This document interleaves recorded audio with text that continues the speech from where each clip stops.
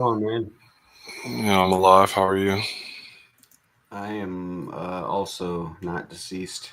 So, That's usually good.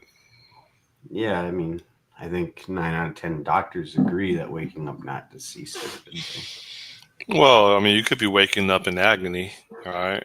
And then which one would you rather be? Well, it depends on the level of agony and the expected length of time that the agony would be. You know, Yeah, there's people out here that are in agony. the ones that are stooping over like this, What was that last part? and ones that are stooping over like this. Oh no, I gotta look at your video. The Oh, ones that are stooping over, like what? Oh, bent over, hunched or over. they're like, they're just sitting there Yeah. all day. I heard that's a good way to have nobody sit by you, on a bus or in a subway or something. Or I don't know. Let me no, it was see. like I saw something. It was like how not to get mugged or something in these cities. And it was like just do this. Hey, Gamler, how's it going? Happy Friday. I'm going fishing today. Are you? Mm-hmm. Well, I've got to travel anyways. Hopefully, we'll get some fishing in. What's with these low? Yeah, you sent me a mixtape of you guys ice fishing last weekend. Yeah, that's basically what we're doing again this weekend. Slightly larger group, though. We didn't have great luck, but we had pretty good. I mean, we caught enough fish, some good sized fish too, and then I think I sent you the photos of that. So it was Yeah, good. I think I've seen a couple.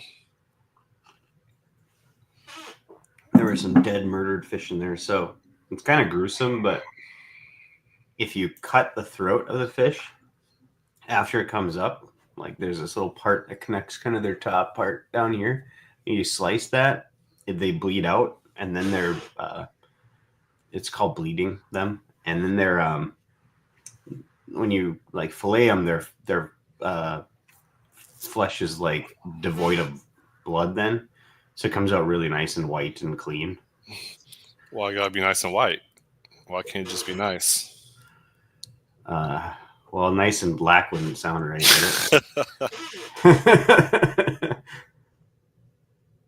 No, but yeah, because that's the color of fish's flesh. No. That's one thing I think about. Like, it's weird. I think about at work is like, I wonder if there'd be anybody sensitive to me showing like a pile of dead fish with blood sitting out underneath them. PETA member. Yeah, maybe. We did eat them though. It was good. Brought them to this place, and you just like clean them and you bring them there, and then they just batter them or bread them and throw them in the fryer and bring you out a plate of all your fried fish. Pretty sweet. I'm trying to. So I filled up 90% of my email box, Mm-hmm. and I'm deleting emails one by one. It's probably gonna take me a while to, assuming that I probably have like 10,000 emails. Hmm. Uh, so you want to join a reading group with me? A reading group. Yeah. Is there an audio book? Then maybe. I'm not a big reader. It's not an audio book. It's let me share my screen. I just started. I try to take half an hour before I go to sleep to read a book instead of watching adult content. So I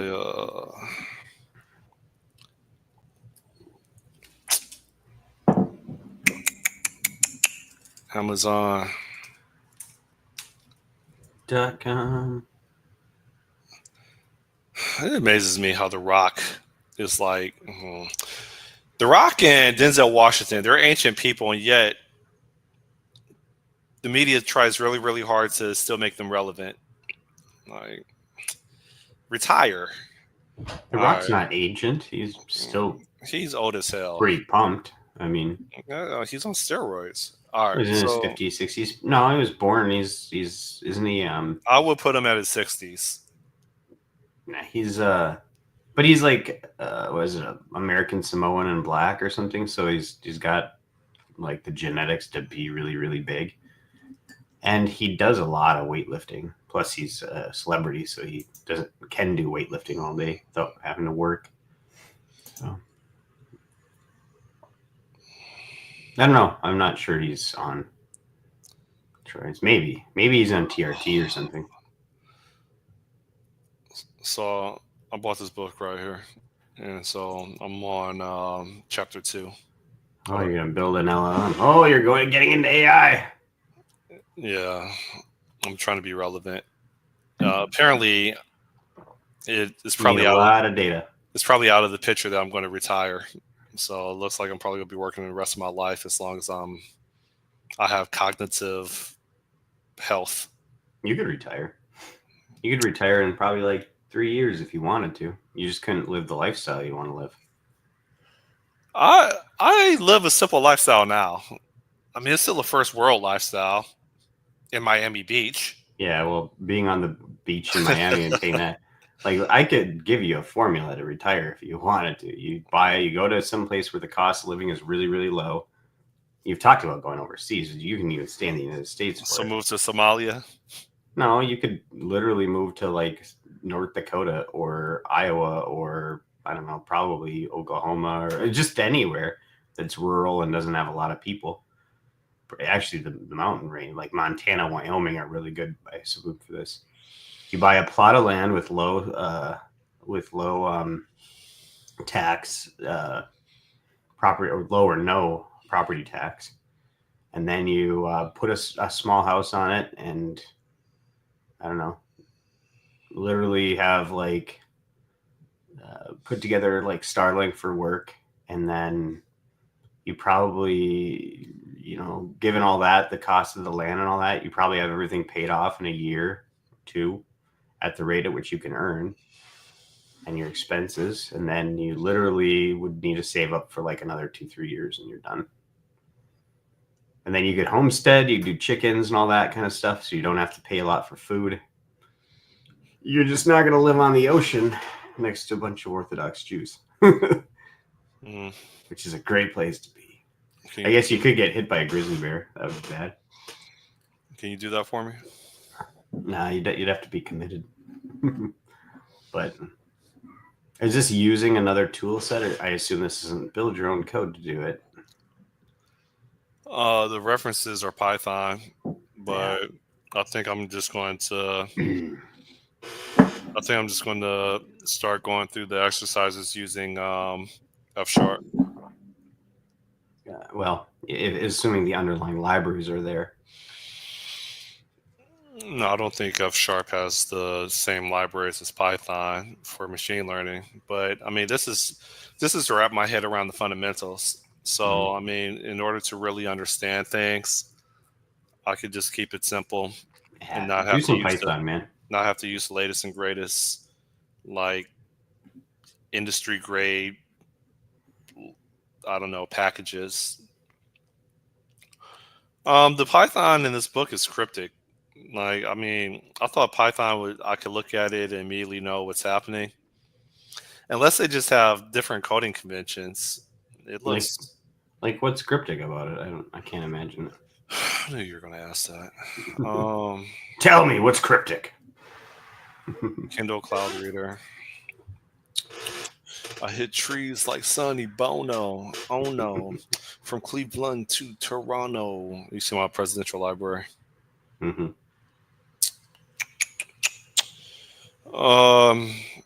So easy.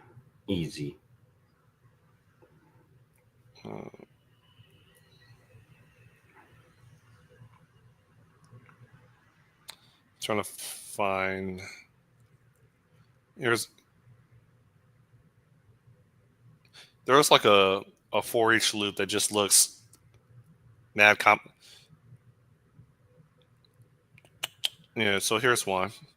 So this is importing a namespace. Mm-hmm. The from loop looks. I don't know what this is. It's not from. It's import I mean, torch from torches. So it's like using torch from torch utils data, and then import data set data loader. yeah. Or no, sorry, that's wrong. So it's import torch, and then it's from torch import these things. So it's kind of like using torch, and then it's almost like using I get it. static, whatever. Yeah. I get it. And then you've got a And class have the that class. I don't inherits know. from data set. Like, I don't know if this is a convention. That's the convention. That's the constructor convention for a Python class. Oh, so it's a a it's a construct. It's a constructor. Def underscore underscore init underscore underscore is a constructor for a class. Correct. Yep. Oh, I didn't know that. Hold Yep. on. You wrote Python before? Yeah. It was the first language I learned in school. So self is like this, and self. The one thing that Python does different is instead of like having implied this, is they actually pass the self to each one, or this to each one. So self is just this, and you can see all of the non-static methods are that way. Any of the ones that are like special ones, like that len one, so hold up. get item. So an instance of this GPT dataset v1 will take an instance of the same class. No. And then, well, that's what you said. I think that's inheritance. So class GPT set is data set. It's inheriting from data set. And then you've got, it takes itself, which is GPT dataset v1. Yeah, sorry, maybe that's what you're asking. Yeah, it takes an instance of that class in its own constructor. Yeah. You're correct. Yep. Sorry. Then it's some text, a tokenizer, a max length, a stride, whatever those are. It's non-typed, so they could be anything, but they're probably something. And it creates a field input IDs and target IDs. It creates a token IDs or creates a local token IDs. And then for I in range 0 through the length of the tokens minus that, with a step of that stride. So hold up. So this is a for loop that increments. I don't see a plus or anything. So it's like they don't really do it that way, but they use this range one. It's kind of more like doing so in C#, if you did for var I equal, or for var I in range enumerable dot range 0, whatever. It's kind of like, it's for each var I in enumerable dot range 0 through the length of the tokens minus whatever. That's what it would be the equivalent to.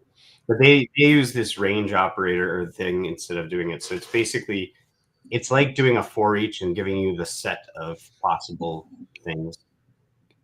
Yeah, but what's stride? What's stride though? Stride is the increment. So if it was 1, you would go. I don't see it defined anywhere. It's in the constructor. It's the last argument or param. Oh. Yeah. Okay. Yep. And then, yeah. Then it's just getting the token, whatever. The only thing I'm not too familiar with is that I:I. Hold up. No, I don't see stride being referenced after. I only see it in here, but I don't see a reference. It's used as a parameter for that for loop.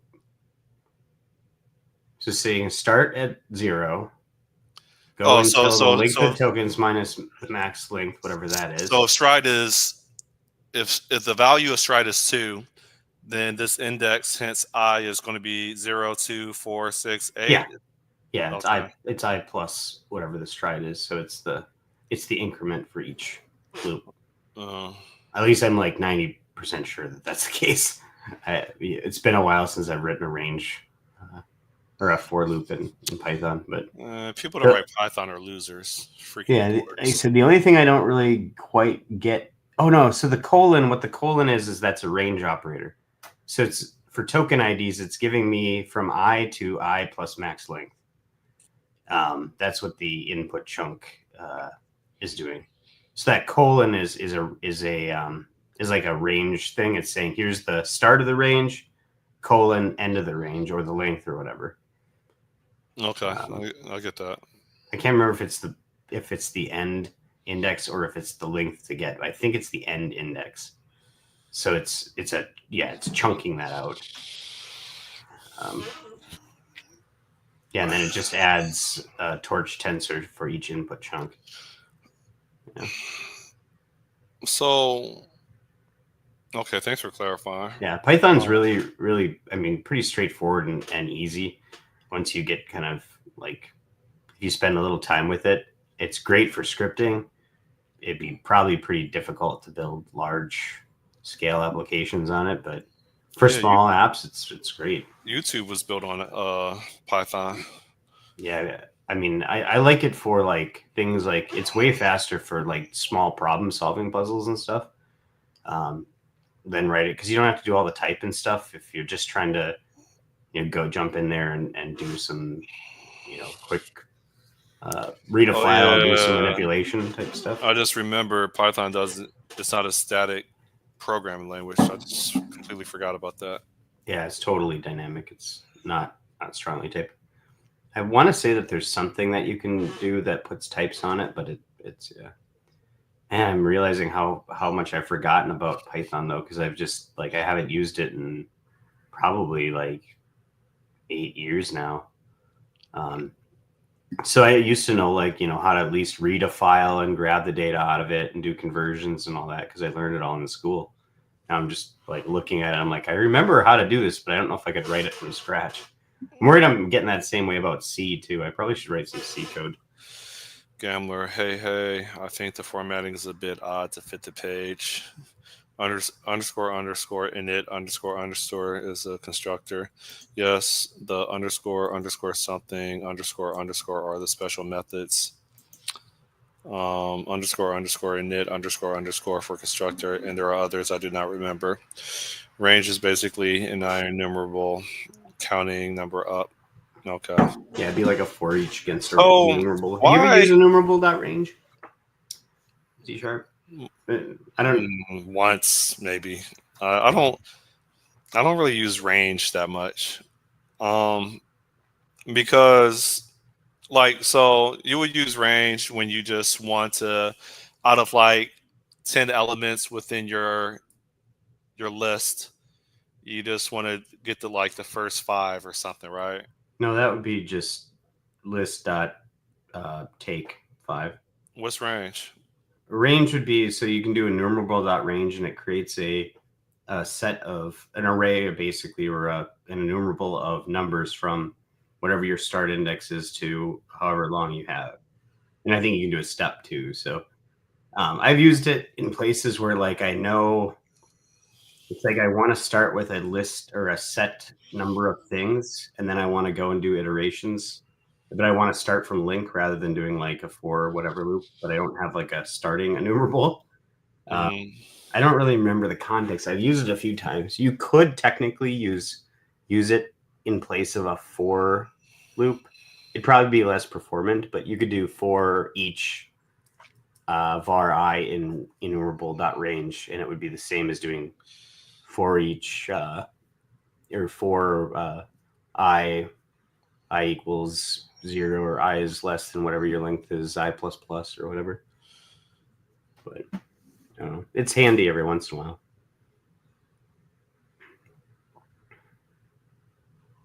Yeah.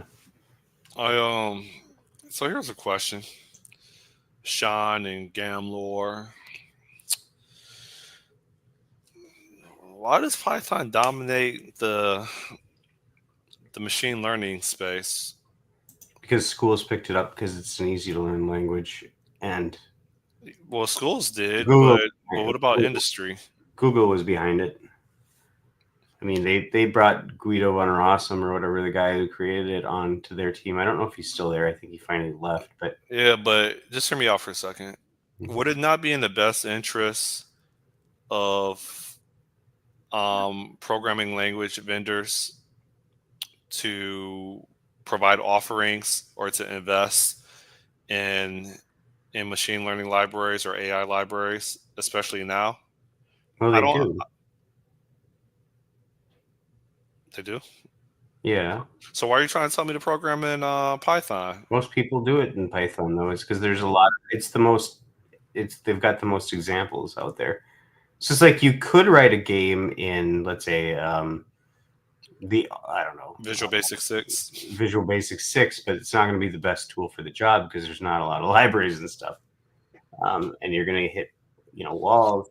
Um, but Python has got a lot of tooling around ML. Now you can use like ML.net for sure, and ML.net would be fine. I don't remember if there's probably like wrappers around other libraries.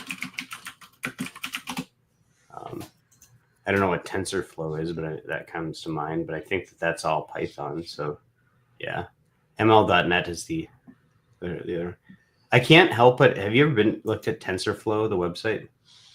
No. So the logo for TensorFlow, I can't get over it. It looks so much like the Fleet Farm logo, and Fleet Farm's like a logo that's here in like there's like a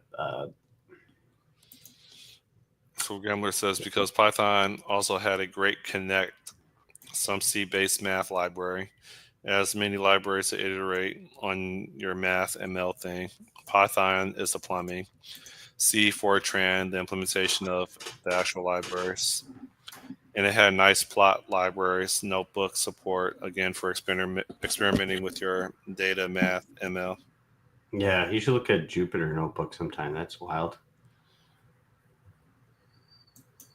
Every time I hear notebook, I'm thinking of a laptop, like a literal laptop. No, so Jupyter Notebooks are like, it's like you can embed documentation and code kind of all together in a notebook.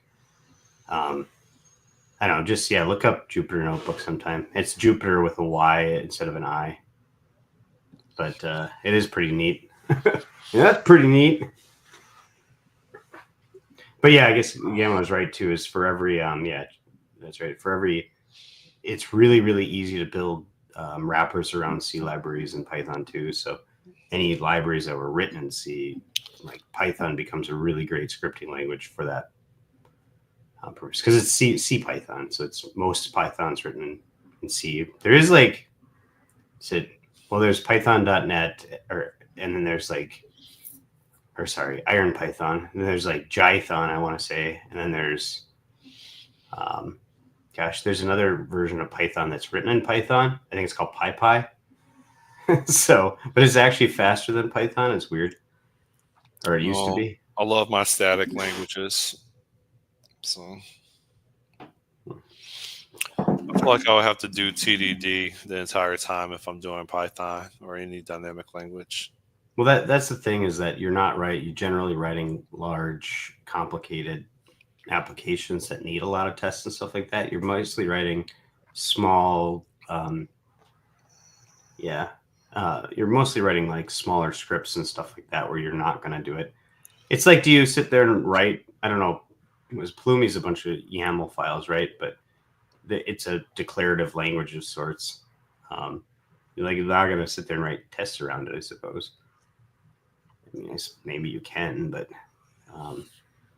it's just a tool for a different kind of job. But I think that is the thing with dynamic languages is that you have to write all the tests yourself, whereas with a static type language, you get the type safety tests for free. An ARM template, I think, is YAML or JSON. Pulumi is just code, whether it's Rust, C#, Java. Oh, I see. But you're probably not writing a lot of tests around that Pulumi code. I mean, I was. to mock it all that. Jeez. I had to write tests in order to figure out because stuff still breaks. It works like 1 week, and then I revisit it like 3 weeks later, and all of a sudden it's not working anymore, and I have no clue what changed. So yeah, I still heavily rely on it. Hmm. I mean, the test is like, I don't know. I don't feel like pulling up the solution right Yeah, now. But don't do it. I'm kind of disappointed that I don't get phone calls for Pulumi. I think I had one phone call for Pulumi. I wonder if you put machine learning on your resume, if it would you'd get a bunch of hits. Have you looked at ML.net though? That'd be what you want to use if you're gonna do it at F#. I don't really know. There's All this the is problem new. is there's no book for it. You like, I mean, there's a lot of like documentation about how to use it, but I've never really done it. But I think that's what you use that for, is to create an LLM. But you need a lot of data is the thing, and that's tricky to come by. Yo, Gamlor, you like my presidential library? Oh yeah. You should Look at this. create a Gamlor bot where you write an LLM based on all of Gamlor's historical comments. Just try to mine them and get them all out of StreamYard. And then nobody's touching my library. Look at this.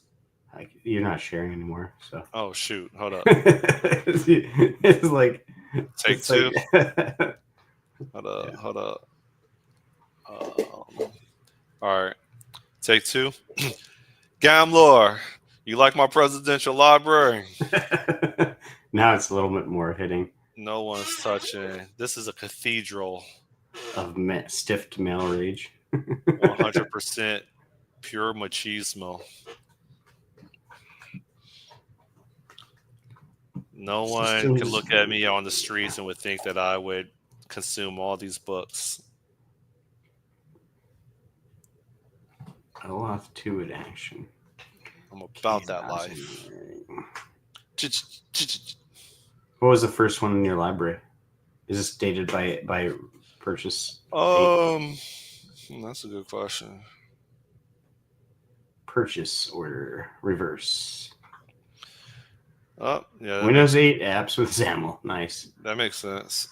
Oh, I have a Lean Startup, or I read that one, or listened to it rather. You've got a TypeScript book, man. What the hell? There you go. Why didn't you do that? Come on, man. JavaScript's the good parts. I don't think I've ever. You were getting in the web game. I don't think I've ever read this book. I don't think I've ever read this book. I never read this book. I never They're read probably way out of date now. JavaScript, the good parts might be, but these are the important books. Oh yeah. The game, Penetrating, The Secret Society of Pickup Artists. Okay. Rethinking the Internet. I was trying to learn podcasting, Audacity 101. Oh yeah, Audacity. I haven't used Audacity in years. Remember when they were trying to push Internet of Things? Yeah, it'd be really fun to work on that, though. Man, that's like one of the use cases for Microsoft Orleans or Akka. I really want to work on that. Windows Phone 8. Oh, yeah. That book is going to go down as history. Erlang. Yeah. You ready to learn some Elixir? I think they're adding types to Elixir. If they add types, then we could start a study group. Elixir is done. It's not. Why would they still be maintaining it? Isn't it like 40 years old? No, Erlang is not. I'm talking Erlang about is old. Yeah, but it's used heavily in the telecom industry. I never read this book. I wasted a lot of money buying books I never read. So if somebody met you on the street and looked at you, they would say, "There's a guy who has probably a huge library he's never read." Yeah. So, or they'd be right if they wouldn't believe you've read all these books. That's what I was looking for. This book is probably still relevant for even Maui. Yeah, there's probably a base there that I mean, there's a lot of stuff that I've got building microservices. Its Russian blend was a very good product. Rest in peace. Just never took off. Oh, shoot. Hold up. Don't do that. Rest in peace. BizTalk server. Dork. Microsoft. Well, because I was looking at the hourly rate of BizTalk server engineers, Oh, really? and yeah, they were making like 130 an hour. I'm like, oh, I need to get on that. Release It. I highly recommend it. That's a really good book. Release It and Release It 2, two different versions. And then I was casually reading game design. I'm sure that would make you happy. Unity 3D. Mm-hmm. DDD, the Book of F Sharp. And then I started getting hip to F Sharp.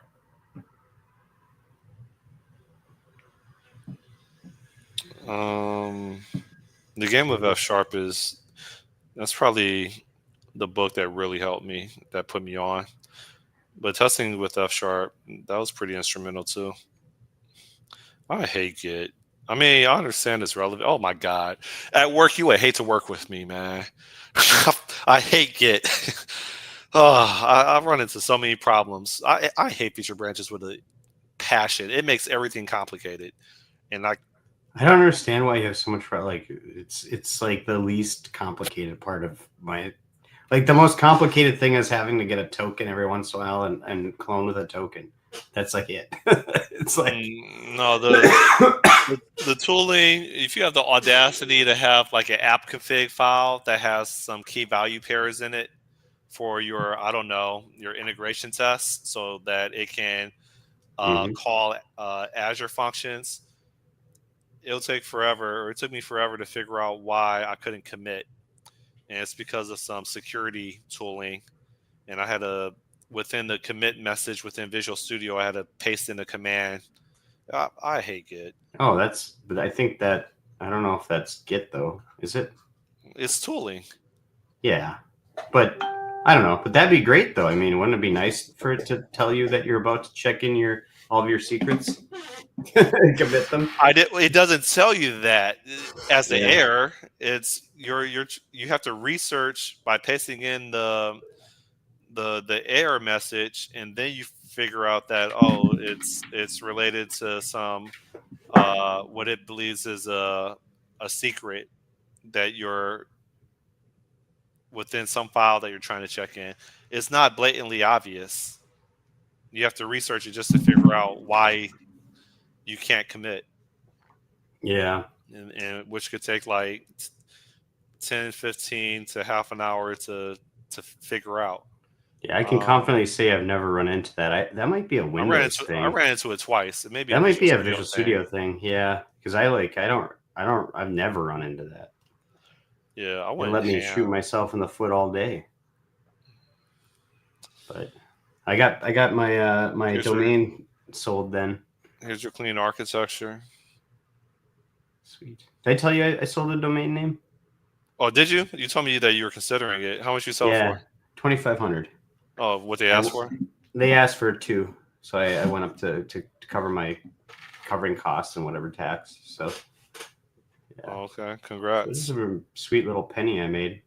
TCG.gg. See if it becomes something. It'll probably be like a. Did they sell it to you, or is there a platform or a marketplace to purchase and buy domain names? No, so I had it on GoDaddy, and then GoDaddy. Well, every site that you're parked, I think, is technically negotiable. They could anyone can contact you, and ICANN regs they say you have to let them know, but GoDaddy does have an auction or like a marketplace for domains where you can list it for sale and list what your asking prices or your lows and highs and all that kind of stuff.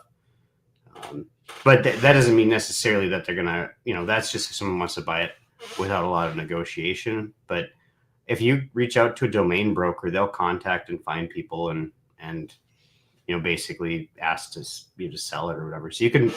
It's a commission. It's like real estate. You have to pay a commission cost and all that kind of stuff as well. And that could be paid by either the buyer or the seller, depending on how the negotiations are. You see this right here? Yeah. I read like the first 3 pages. Yeah, and I know that. I remember that. I still think you wouldn't mind Vue, but I don't know. You should learn HTMLX. No.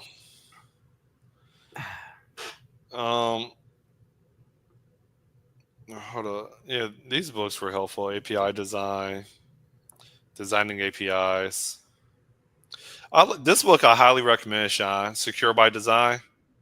Hmm. I highly recommend it. It, I it don't. I talk, don't read any books with old people on the cover. No, just kidding. I'm just kidding. I wonder if that's because there's the one that has like, why did they copy each other? One has like animals, and this one's got like historical you think figures. about O'Reilly, right? With the Yeah. animals. And what's this one? Is this Manning or Manning. has got I think it's Manning. yeah. Yeah. Yeah, the problem is I don't really read books. I like I'll listen to them, but there aren't a lot of tech books with Oh no, I don't have any comics. yeah, there aren't a lot of tech books that are in audiobook form. I hit trees like Sonny Bono. Oh no. The From Book of Cleveland Monads. to Toronto. I'm so glad I don't have to hear about monads anymore. Why not? They're awesome. Because I guess I don't get those feeds anymore. You remember like 8 years ago, like on Twitter, everybody was talking about monads and blog posts on monads and YouTube monads. I don't hear any of that crap anymore. Freaking dorks. Functional programming, I think, kind of took I don't know. It was like a trend for a while that everyone was getting into it. And now it kind of, I don't know, it feels like it's died. Or It, it didn't die. It just got pulled in. yeah. I like my programs to be functional. Ooh, C++. JavaScript, the good parts. Yeah. I always laughed at that one picture where they have um, JavaScript, and then they have the complete JavaScript, and they have JavaScript the good parts, and it's like it's like a fifth the size of it or whatever. Well, Gambler, you want to join the audio part? Because it's hard for me. I don't have dual monitor, and so I only see your comments like whenever I'm like looking directly at the screen after I'm presenting. It doesn't mean you have to talk, but it'll be easier for me to respond to your statements or commentary. He says what domain? Oh yeah, you already told him. Uh, so Sean, you're not interested in participating in the reading group with me on generative AI and coding it? I don't know. Like it's a lot of just scripting tensor and building one. I guess the concepts are there. I Yeah, don't know. I don't know if I have enough data to feed it. That's the with all of LLMs. It's about finding enough data to. I'm trying to learn the fundamentals. Why are you trying to build Encyclopedia Britannica? I'm just trying to understand it just so I can stamp it on my resume and be relevant for the next 5 years. And then I have to be a quantum computing developer. What do you know about that chip that they just produced, Google? The only thing I read is that they ran something that was like a lifetime running problem. Like it would take a lifetime to run it through traditional means. They cracked it in 5 minutes or something like that. I don't really know about it though. I don't understand quantum computing. Like I understand the idea of like quantum, uh, like the quantum mechanics and stuff like that, but I don't. I just don't understand how that translates into computing. I don't know if you're just like producing multiple states at once, so you can like do a mass, like a mass parallel computation or something like that. But That's my understanding of it. But my understanding is the physics behind it and things have to levitate and can't have contact with surface areas. Or maybe I'm thinking about anti-gravity. I thought there was some physical constraints yeah, it's that like make it really really hard. complicated, and it takes a lot of energy, doesn't it? And I thought it has to be hella cold like a certain have to be below a certain temperature for computing, and yeah, I thought there was some physics, like chemistry stuff behind the computing. Yeah, I think that there is. It's What do you think? What language would he even use? well, I think Microsoft came out with a Q sharp. Well, that was like 10 years ago. Well, that's what you would use is a language like Q sharp. It's just nobody ever uses it because they're Well, not. yeah, I'm sure you could use Q Sharp for something that Google just developed or a Google chip. Well, yeah, I think it's. Hold on. They probably have something like similar to it. I hit trees like Sonny Bono. I guess they don't call it. Oh no, it is. It's called the quantum programming language, but it's Q sharp. Structure of a Q sharp. Well, they updated. They keep their documentation up to date. Before you start writing quantum programs, it's important to understand the structure and components. Considering the following program creates a superposition state. Measure 1 qubit. Use Q qubit. HQ. Result equals HQ. Reset Q. Return the result of the measurement. I don't fucking understand it. Yeah, we're looking at the same page. I guess I need to know what a qubit is. And I assume that's not the length from here to here. That's a qubit. A qubit is true, false, and yes, or both. True, false, yeah, or what? Yes, or both. Is that what it is? Well, my understanding of a qubit is it's all three states. Qubit is a basic unit of information used to encode data in quantum. It's described as traditional bit used in classic computers to encode information in binary. Qubit.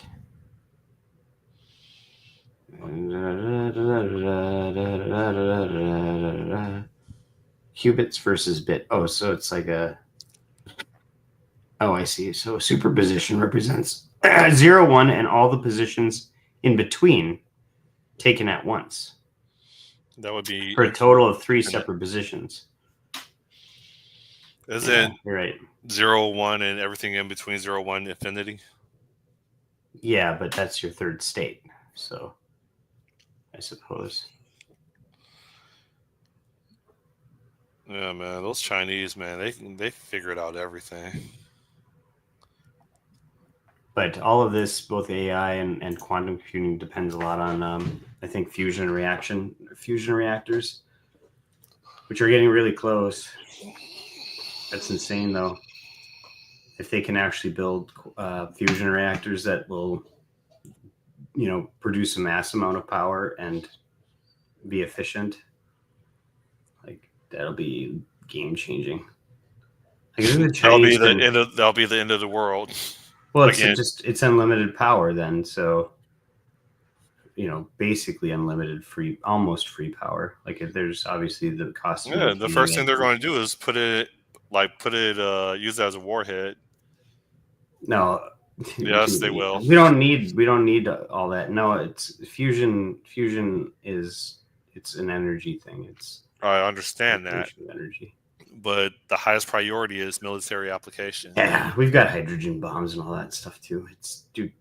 We have enough ways to blow up the world if we wanted. Yeah, but those have radiation, right? Yeah, but the big thing is actually would be I don't know, the whole asteroid deflection thing. So. That would not be the biggest thing. Yeah, it would be star travel. Oh, that too. Yeah, that would be the star travel and weather forecasts. Yeah, although you can get in space, you can get a lot of star travel would be the biggest one.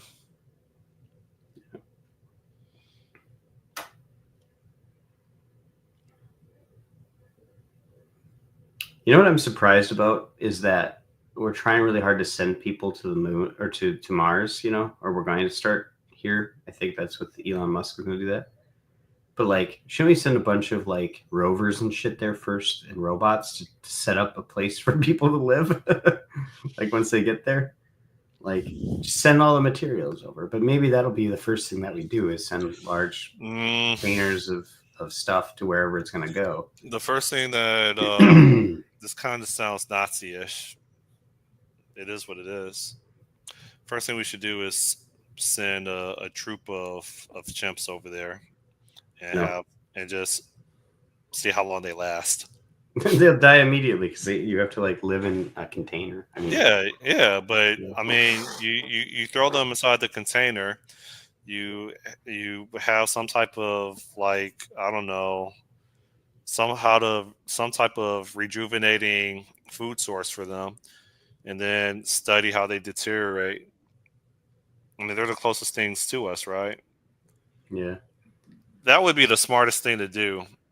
After your rovers and after your tooling that reproduces more tooling and sets up infrastructure, you got to send like apes over there Yeah. and figure out things that we didn't consider that they end up dying by or get destroyed by.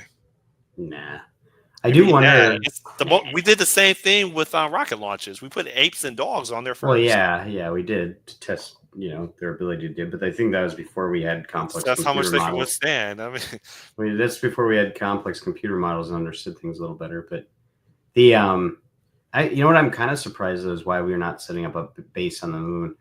I mean, I know there's not like enough resources there to sustain life, but it'd be why don't we have a moon base? That'd be kind of cool. Like Iron Sky, man. You ever seen that movie Iron Sky? nah. It's about that like in the whatever the Nazis actually ended up on the other side of the moon, and they mined the moon for this helium-3, which whatever that is. Mm. But the moon is supposedly empty and full of it. So they built this giant helium base on the moon, and then basically the Nazis from the moon attack Earth in these like zeppelins and stuff. It's so stupid, but it's Yeah, freaking but hilarious. you have a point though. The moon probably should be, and I'm pretty sure that they would do it. Should be the first stage of doing a pilot program before they replicate it on Mars. And so yeah, they should send send a troop of apes, a troop of chimps to the moon, and then figure out how they deteriorate and die off. Yeah, but I think Mars is important though because there's probably water on Mars somewhere. I don't know if they've found it yet, but Gandler says no motivation, no race with Soviets to motivate a nation to push hard. Um,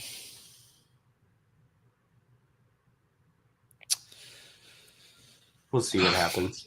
well, I mean, we have space programs for a reason. That's how we got Velcro, the the I, biggest return on investment. well, do you know how the like microwave was made? Yeah, That was a similar kind it of thing. was with the candy bar, right? Huh? The candy bar melted. Yeah. A guy was like shooting away. I can't remember what he was trying to do, but that first application for that was like military too.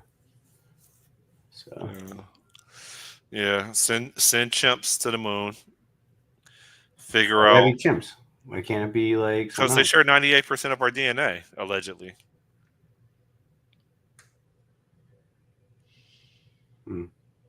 If you send bonobos, they're just going to be having orgies and making a mess all the time. You got to send chimps.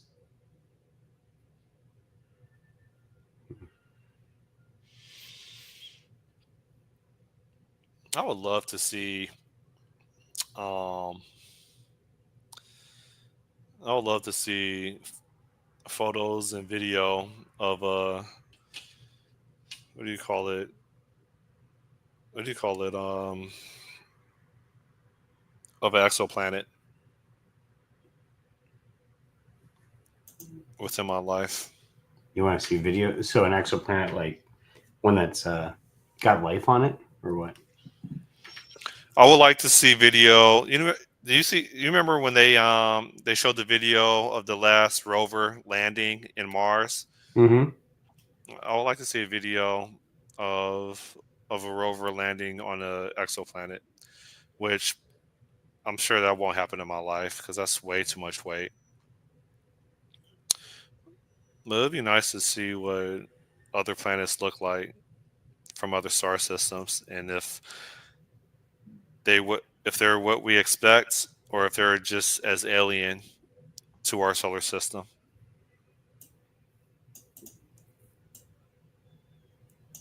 Yeah, I think we have to invent the space or the you know, what is it called? The thing where you warp space to jump through the other side, space No, or whatever.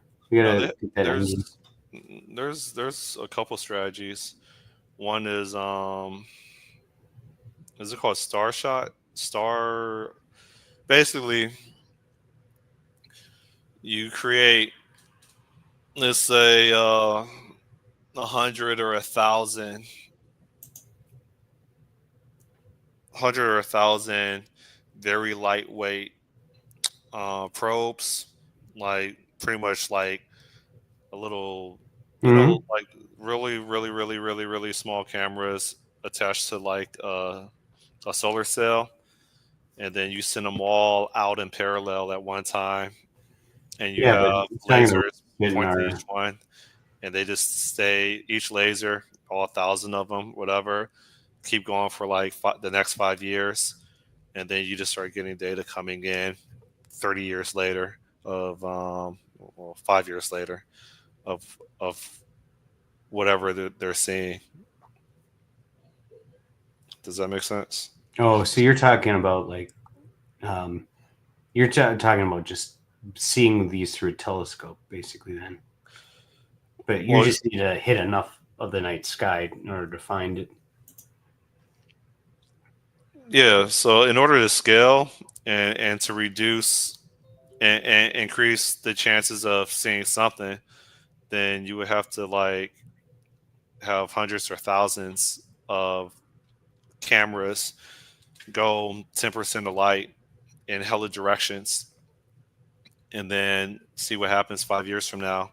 Hopefully, one of those, at least one of the 1,000 or 10,000 that gets sent out, actually gets close to a star or a star system. Oh, actually close, man. But there's no way. It's like it's an infinite like amount of space basically to get to the next system, isn't it?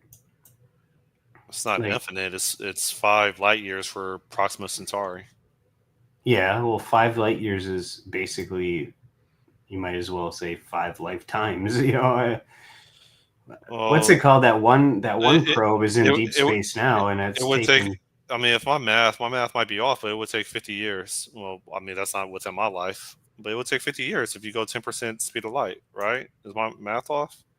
I don't know. I think it's been 50 years since we shot that one probe out, and it's not anywhere near anything. That probe is traveling like maybe 5 kilometers a second. That's that's nowhere near. That's not even a percentage speed of light. Oh, it's ChatGPT. That's chemical fuel. How long would a 70,000 probe years. at? Oh, did you calculate it or something? Well, I've known it. It's approximately 70, 80,000 years. Well, yeah. So we'll never get there. With you're talking about Oh, Voyager 1 and okay. Hold 2. on. This, How long would a probe at 10% speed of light yes, take to reach the Proxima next closest star system. closest star system?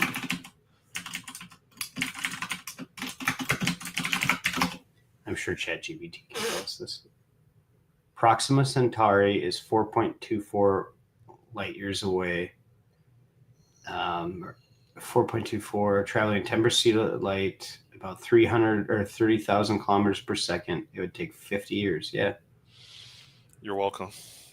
Interesting. How do you get to speed of the 10% of speed of light? You have solar cells and you keep a laser focused on it for a really, really long time until you reach 10%.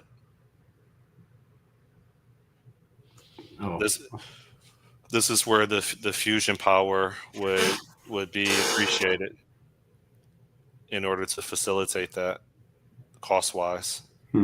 I haven't looked up space stuff but like that at all, so but I know then you're you really interested in yeah, it. but then you need tooling because I mean,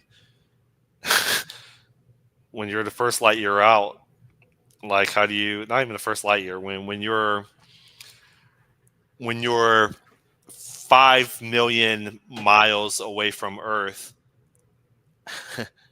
what tooling can actually support keeping that laser on an object that's like I don't know 6 inches in width and height?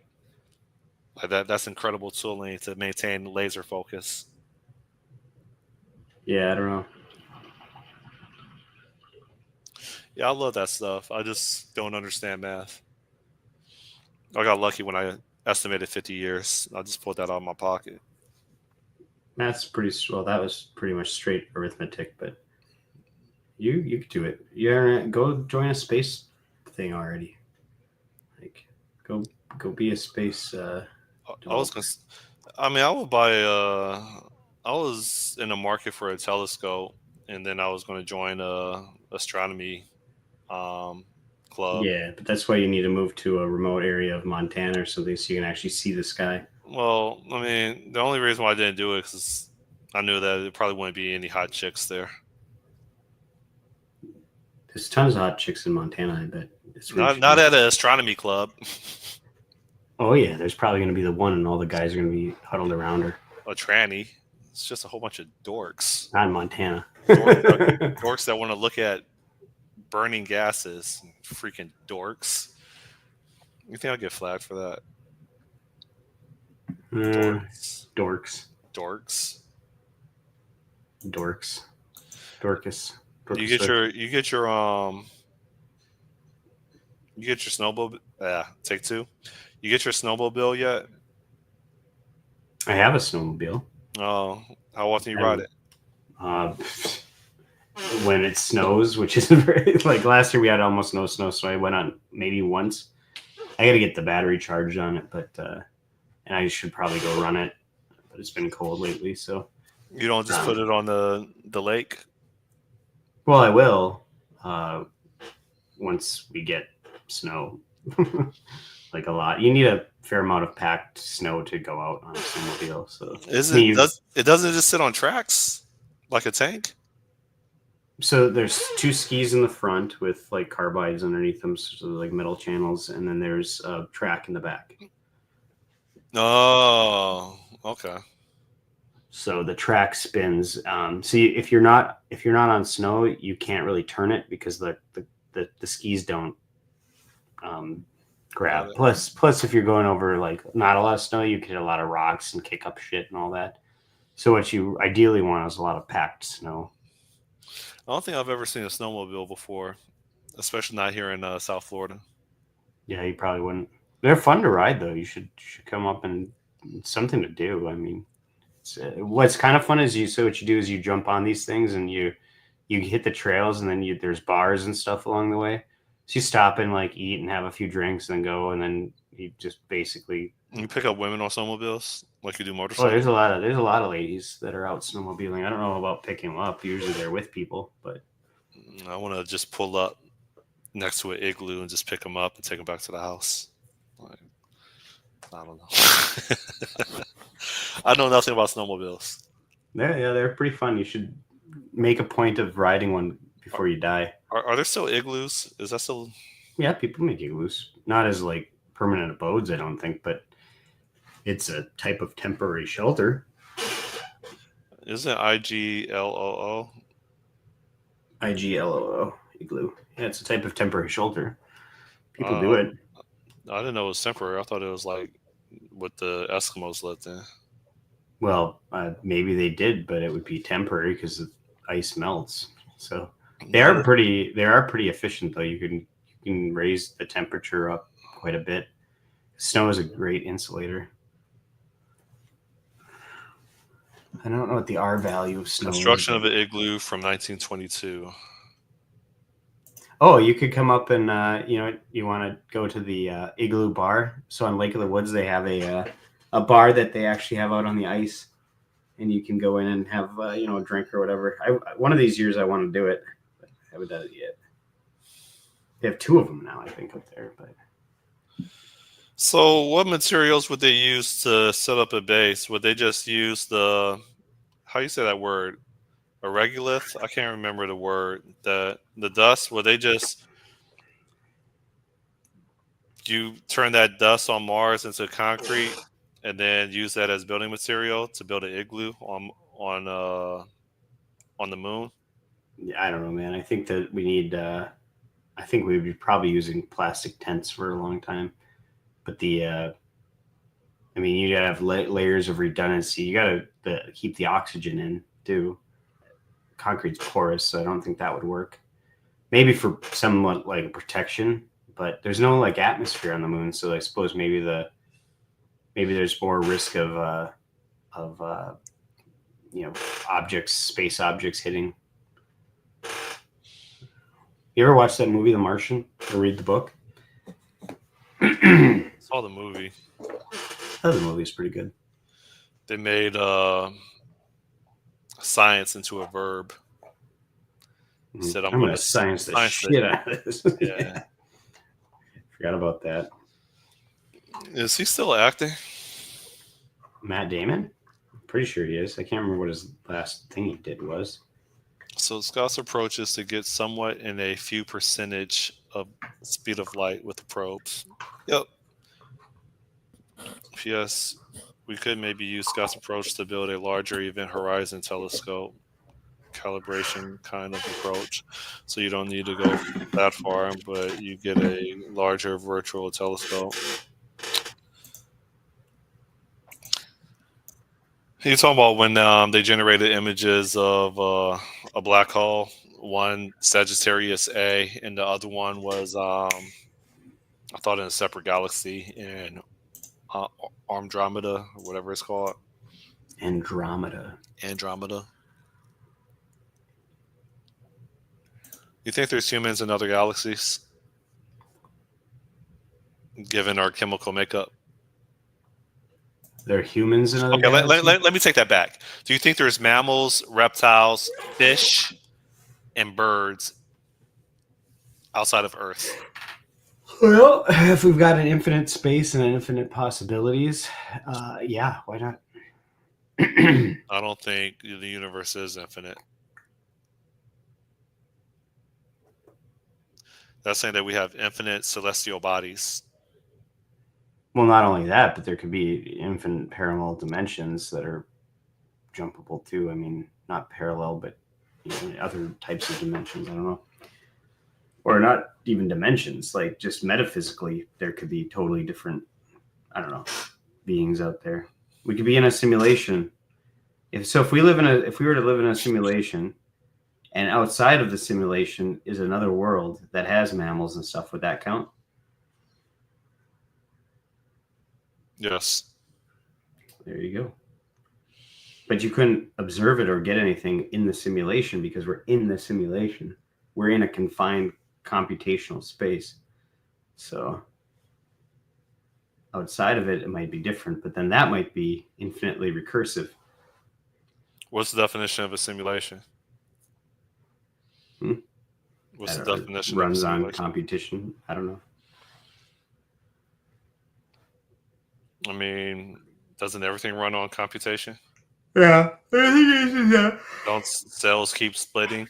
It's semantics, right? Like, even if we don't live in, we think of classically as a simulation, we live in a world with rules and computations that are going on all the time.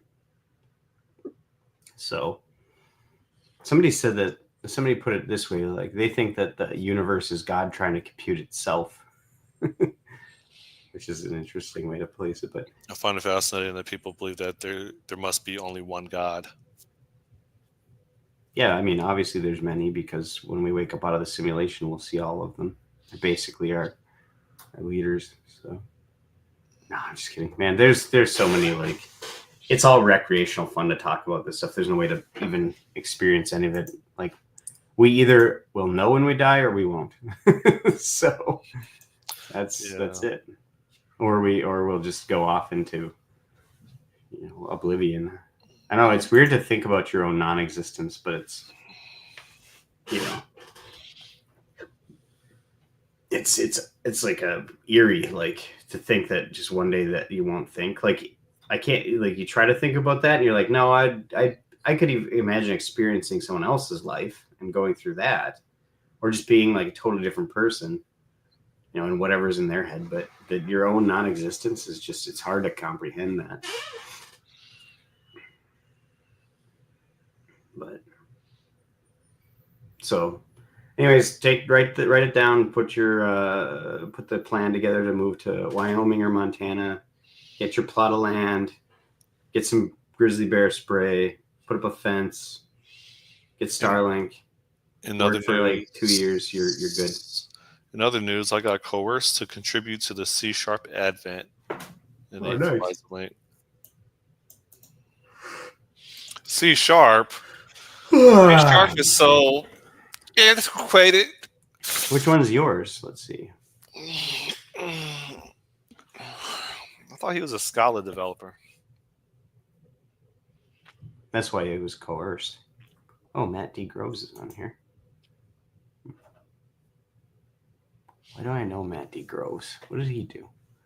You mean John A. Dugos? No, Matt Groves. What was his claim to fame? Because I recognize his He's name. on Gamblers on day 8. On the 8th day of Christmas, my true love gave to me. Is it true love? I don't know.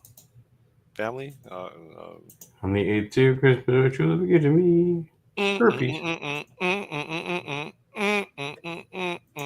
Day 8. Who the hell is this Michael Eaton fool? Michael Keaton? Oh, he started Michael Batman, Eaton? 1989. Him and Jack Nicholson. Nicholson was a Joker. Same stuff, different day. This is your blog? Gambler? No, that's not. This is an Ohio guy. Day 8. Am I reading the wrong one? Or is it part 2? Oh, part 2, Roman Softball. That makes way more sense. So on Android, Gambler's blog. Here we go. Have you seen Gambler's blog? Gambler.info. Check it out. Got a lot of porn on here, though. Careful. hey Gemini, what are the latest strategies to get to another star system? While we haven't yet achieved interstellar travel, several promising strategies are being explored. Solar sails. These massive sails propelled by sunlight could potentially reach significant speeds, though the journey to another star system would still take decades. Nuclear propulsion. Using nuclear fission or fusion reactions for propulsion could offer higher speeds and longer travel distances. Antimatter propulsion. Harnessing the energy released from matter-antimatter annihilation could provide incredible speeds, but producing and storing antimatter remains a major challenge. Project Starshot. This ambitious project aims to send tiny spacecraft propelled by powerful lasers to Alpha Centauri, our nearest star system. These are just a few of the many ideas being considered. As technology advances, we may develop Starshot. ways to explore the cosmos. Is that because if you're sending all these little probes, it looks like a bunch of sperm flying out at once?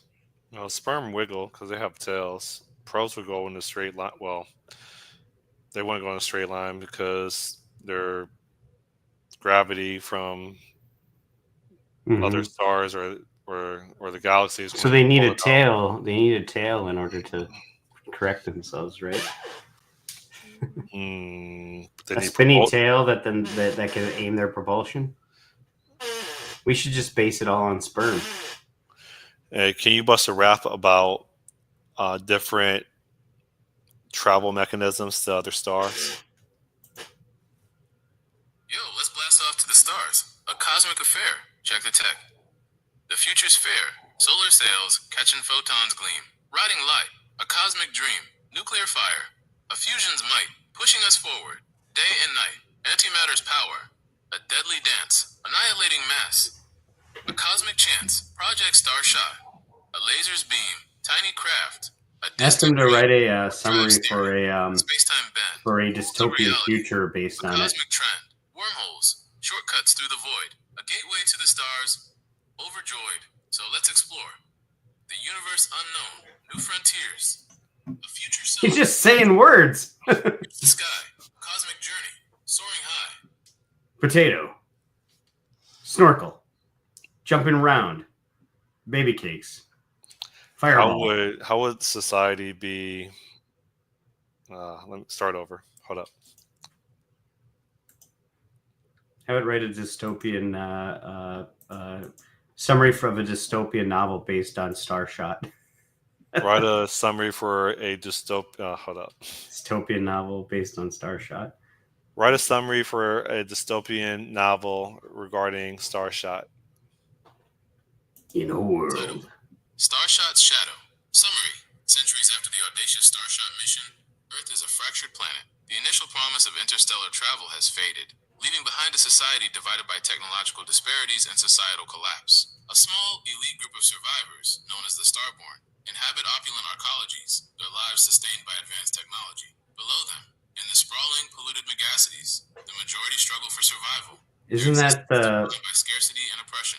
A young woman named Alara, born in the Undercity, defies the rigid caste system and discovers a hidden truth about the Starshot mission. A secret project, long forgotten, could hold the key to humanity's salvation. As she delves deeper into the forbidden knowledge, she becomes a target of both the Starborn and a mysterious cult that seeks to control the remnants of the past. Alara's journey takes her across a ravaged Earth, from the towering ruins of ancient cities to the desolate wastelands. She must navigate a world where hope is a scarce commodity, where the line between hero and villain blurs, and where the future of humanity hangs in the balance.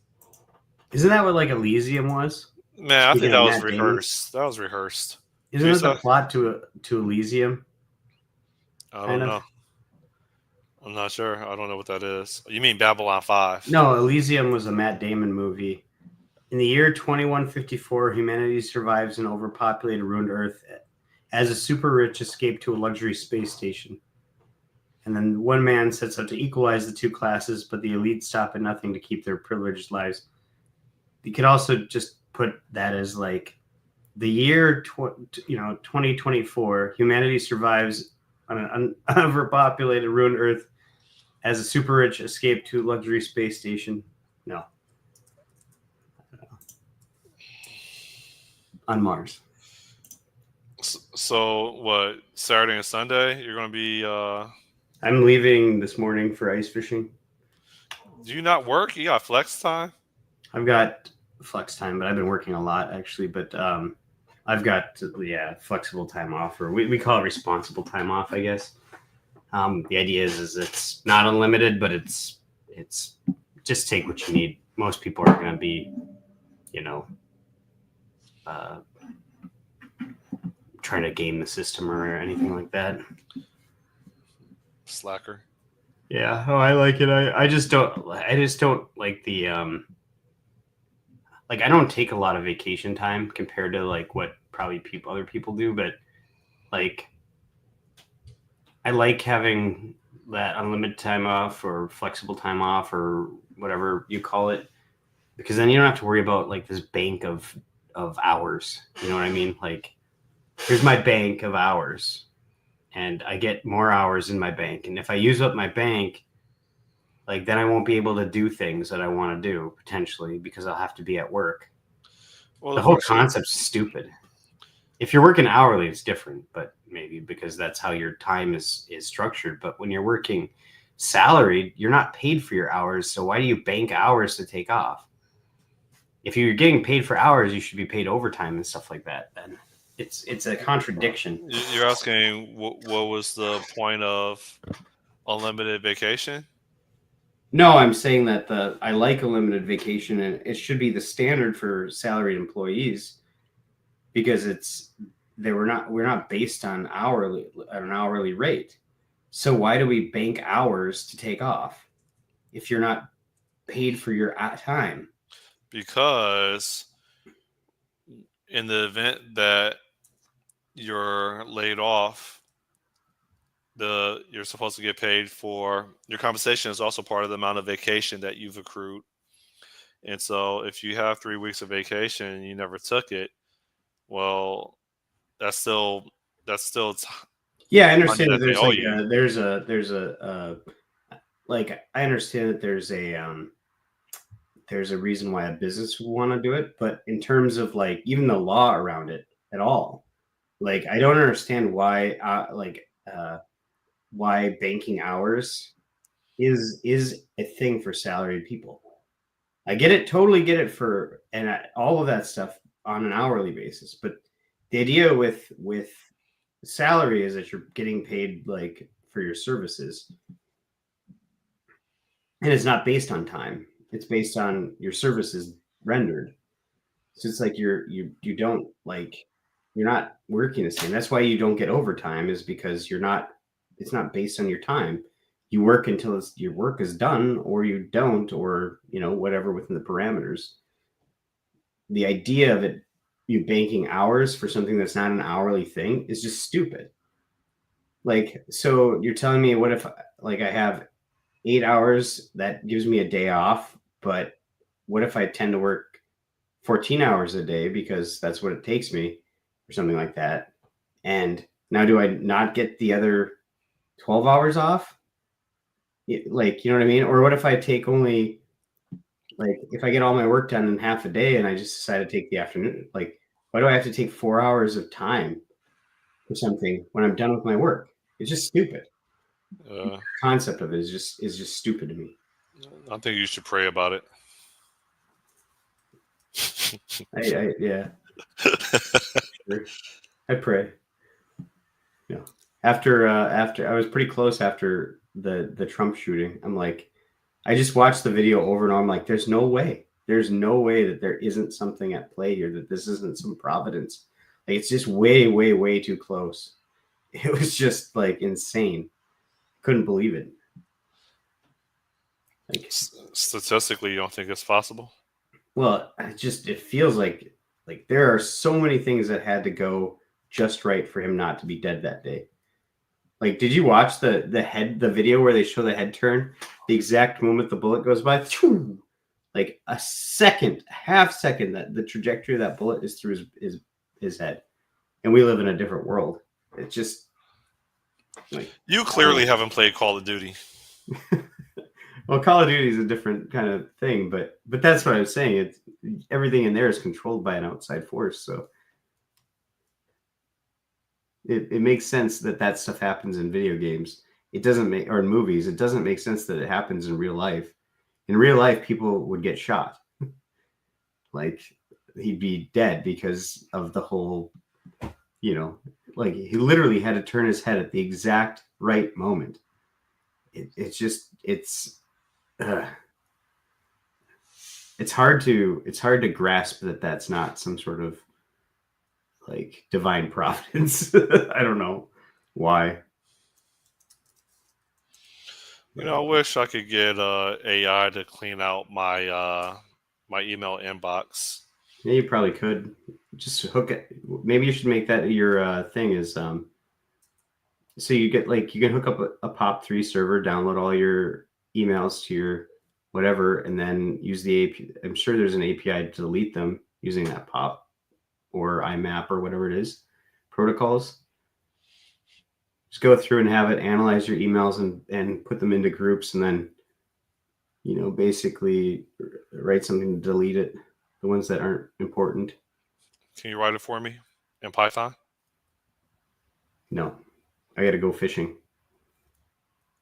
Yeah, I guess I should go to work. I gotta get all my shit in my thing, and then taking my nephew and my brother-in-law, one of my brother-in-laws. So Does Gambler send any more messages? I'm currently cleaning out my inbox. Gambler said, well, things sometimes got unlucky, like the Duke getting shot before World War I contributed to its start. He got lucky, then unlucky. Yeah. Yeah, I mean, yeah, luck is just one thing. It's just I don't know. It's like that was a matter of like just millimeters, like that. God, it's just I don't know why. It just feels unrealistic. Like that's just way too. I don't know how to describe it. Like I said, it's the first thing that in a long time that made me question the idea that there isn't some divine hand at play here. So, well, according to you, it's all simulation. Well, I mean, it could be the simulators. It's the thing is, it's. Oh, did you ever watch the video that this one guy did with the world's smartest man? He's like a farmer. No, what's that? Hold on. Hey,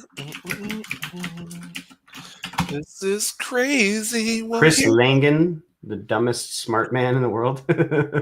No. This is it was the Michael Knowles interview. I really think he did a good job of explaining like how you can kind of marry religion and the simulation and all that kind of stuff. Michael Knowles.